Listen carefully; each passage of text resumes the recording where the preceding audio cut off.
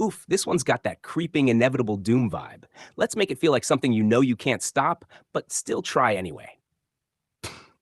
Episode 5 Visions of the Future. Roger O'Grant made a living telling other people's stories.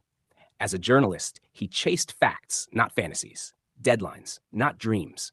If something couldn't be proven, it wasn't worth printing. That's what he believed. Until the hat. It was tucked away in the corner of a small thrift shop, half buried under old coats and forgotten junk, dark, worn, out of place. Roger picked it up absent-mindedly. Vintage, the shopkeeper said. Looks good on you, I reckon. Roger smirked. Not really my style. Still, he bought it. That night, out of curiosity more than anything else, he put it on. And instantly, everything changed. Sirens. Not close. Everywhere. Roger stood in the middle of a city street, but it wasn't the same city. Buildings burned, cars abandoned, the sky wrong. Too dark, too red. People ran past him screaming. A voice shouted, "They've launched! Everybody's launched!" A blinding flash lit the horizon. Then, nothing. Roger tore the hat off. Back in his flat, breathing hard, sweating. "No," he whispered, "just a dream." The next day, he laughed it off, until it happened again. Hat on. A newsroom. Chaos. Phones ringing endlessly. A headline flashed across screens. Global conflict erupts following diplomatic collapse. Roger turned and saw himself. Older, tired, writing furiously, hat off. Roger stumbled back. This wasn't random. It was consistent, a timeline. He tested it, put the hat on again. A world map, red zone spreading, voices arguing, leaders, generals, panic, miscalculation. No turning back. Retaliation is already underway. Hat off. Roger didn't sleep that night. He went to his editor first. "You're asking me to publish what?" she said, arms crossed. "A warning," Roger insisted. "I've seen it. It's coming. A global war. I know how it starts." She stared at him. "Based on what?" Roger hesitated. He couldn't say a hat. "Sources," he said weakly. She shook her head. "Come back when you have something real." He tried others, officials, contacts, anyone who would listen. No one did. Finally, he went to his mother. She opened the door with a warm smile. "Roger, this is a surprise."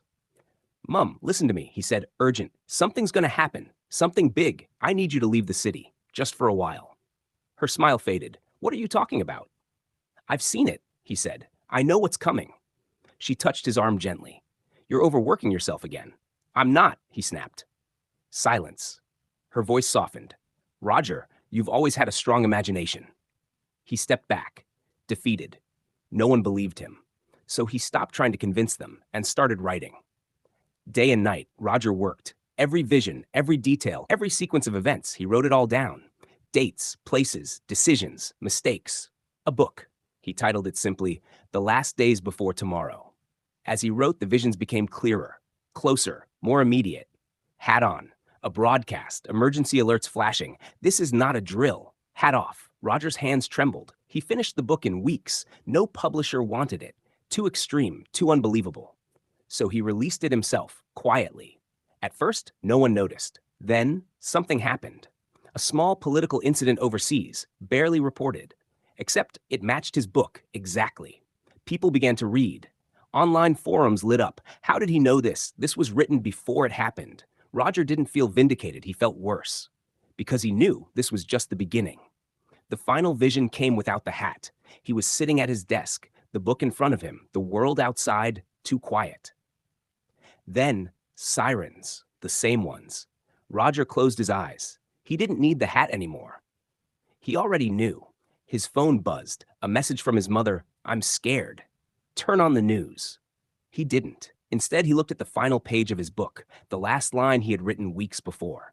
And when the sirens begin, it will already be too late. Outside, the sky lit up. Roger slowly reached for the hat, not to see the future, but to confirm it. Black. End of episode 5. This one's got that